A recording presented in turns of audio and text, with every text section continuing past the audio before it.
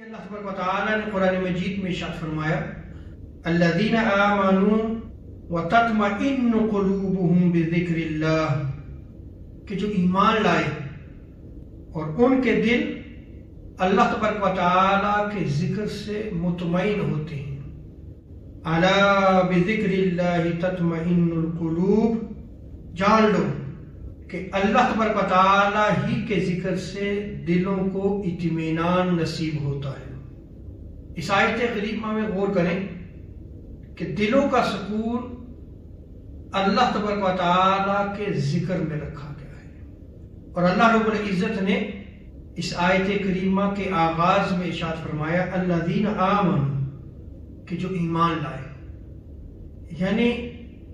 اللہ کا ذکر کرنے والے صاحبان ایمان ہیں، اور وہ جو صاحبان ایمان اللہ کی یاد رکھتے ہیں، اللہ کا ذکر کرتے ہیں، ان کے دل مطمئن ہوتے ہیں۔ جو صاحبان ایمان ہیں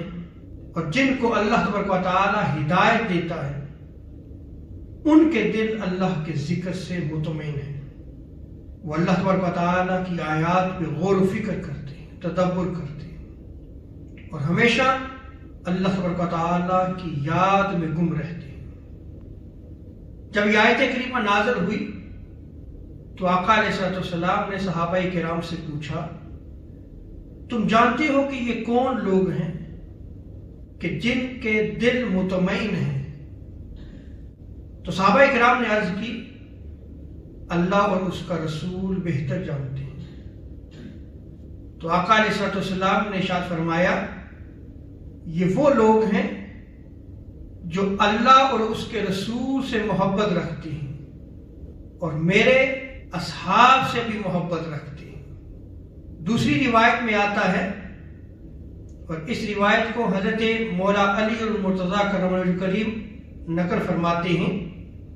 کہ جب یہ آیت کریمہ نازل ہوئی تو آقا علیہ السلام نے ارشاد فرمایا یہ وہ لوگ ہیں جو اللہ اور اس کے رسول سے محبت رکھتے ہیں اور اہل بیت اطہار سے بھی سچی محبت رکھیں اور مسلمانوں سے محبت رکھیں، خواہ وہ حاضر ہوں یا غائب ہوں۔ سنو، اللہ تبارک و تعالی کے ذکر کی وجہ سے وہ ایک دوسرے سے محبت رکھتے ہیں۔ اس حدیث مبارکہ میں آپ غور کریں کہ جن کے دل مطمئن ہیں، جو اللہ کا ذکر کرتے ہیں،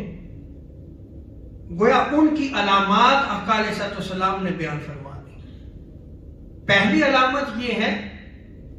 کہ وہ اللہ اور اس کے رسول کو یاد رکھتے ہیں، اللہ اور اس کے رسول سے محبت رکھتے ہیں،